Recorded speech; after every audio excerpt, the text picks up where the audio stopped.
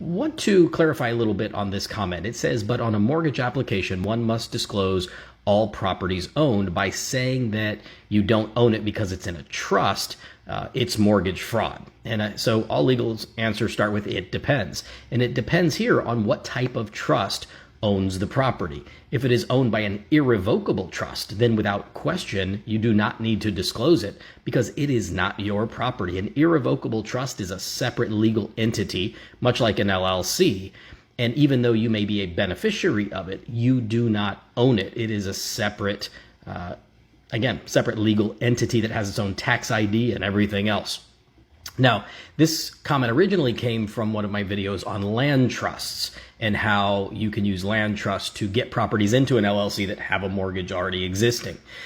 So in a land trust, again, technically the trust is a separate legal entity, but it is a revocable trust. So you do have the right to revoke the trust and take the property back into your own name. So I tell my clients, it depends on the situation of whether you want or legally need to disclose that it is your property. So for instance, let's say you have a bunch of land trusts and you're trying to get a mortgage and you want to use some of those land trust properties as collateral. Well, in that case, you certainly do want to disclose that you are the beneficial interest holder and the grantor of the trust so that you can use that property potentially for collateral on a new purchase.